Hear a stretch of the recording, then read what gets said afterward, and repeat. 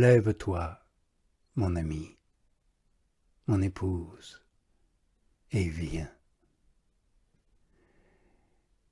Par ces mots, l'époux prouve son intense amour en répétant des paroles d'amour. Car la répétition est une manière d'exprimer l'affection. En pressant une seconde fois sa bien-aimée de se rendre au travail des vignes, l'époux montre combien il est pressé de procurer le salut des âmes. Car vous avez déjà entendu que les vignes sont les âmes. Ne nous arrêtons pas inutilement sur ce qui a déjà été dit. Voyons la suite. Dans tout cet ouvrage, si j'ai bonne mémoire, l'époux n'avait nulle part encore nommé expressément l'épouse, sinon à l'instant, lorsqu'on se rend aux vignes, lorsqu'on approche du vin de la charité. Quand l'épouse y sera parvenue et qu'elle sera devenue parfaite, l'époux conclura avec elle le mariage spirituel. Ils seront deux, non plus en une seule chair, mais en un seul esprit. Selon cette parole de l'apôtre, celui qui s'attache à Dieu est avec lui un seul esprit. Il est dit ensuite, ma colombe, dans les trous du rocher, dans les cavités de la muraille, montre-moi ton visage, que ta voix résonne à mes oreilles. L'époux aime et continue à proférer des paroles d'amour. De nouveau, avec un mot caressant, il l'appelle colombe. Il dit qu'elle est sienne et affirme qu'elle lui appartient en propre. Jusqu'à présent, c'était elle qui avait coutume de le prier instamment pour qu'il se montre et qu'il lui parle. Maintenant, au contraire, c'est lui qui fait cette demande. Il agit en époux, mais en époux discret, en époux pudique. Il a honte de la foule et choisit de jouir de ses plaisirs dans un lieu écarté, c'est-à-dire dans les trous du rocher et dans les cavités de la muraille. Imagine donc que l'époux parle ainsi. Ne crains pas, mon ami, que ce travail des vignes auquel nous t'exhortons empêche ou interrompe nécessairement le commerce de l'amour. Dans ce travail, il y aura certes de quoi favoriser ce que nous désirons pareillement. Oui, les vignes ont des murailles, abri agréable aux amants pudiques. Mais prêtez une oreille spirituelle à ces propos d'amour que je commente.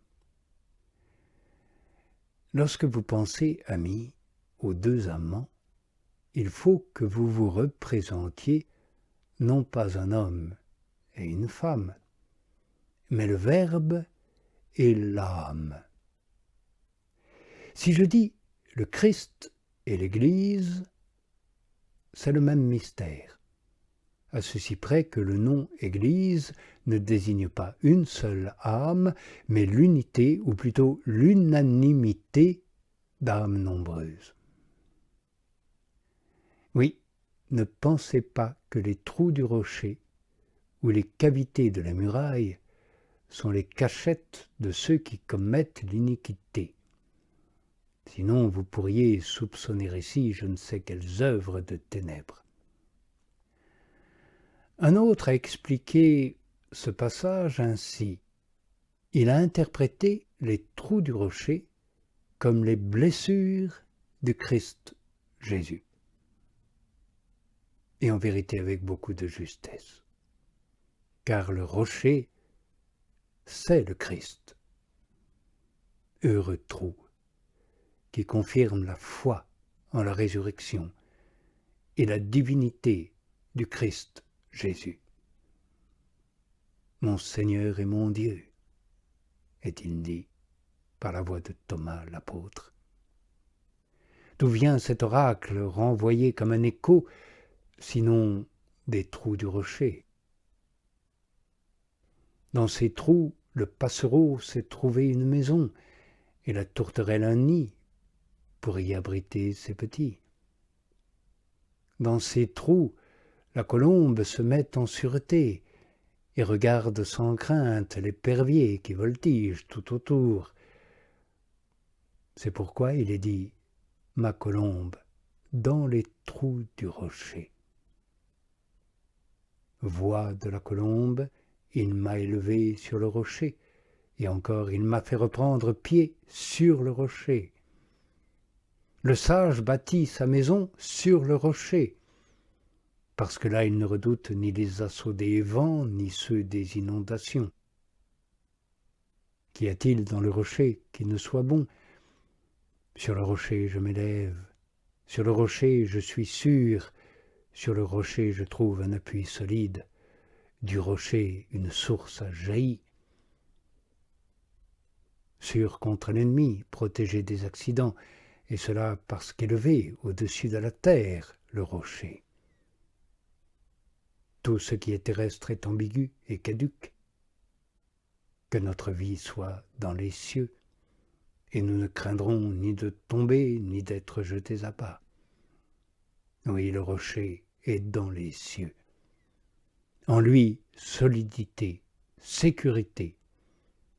Le rocher est le refuge des hérissons. Et en vérité, où les faibles peuvent-ils trouver un repos sûr et stable, sinon dans les saintes plaies du Sauveur? Je demeure là d'autant plus assuré qu'il est plus puissant pour sauver. Le monde frémit, le corps pèse de tout son poids, le Satan dresse des embûches. Je ne tombe pas, je suis campé sur le rocher solide.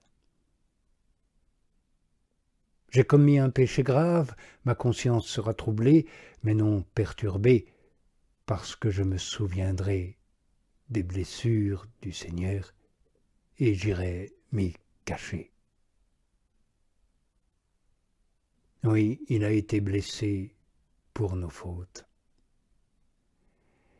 Qu'y a-t-il de si totalement voué à la mort que la mort du Christ Jésus ne puisse le délier?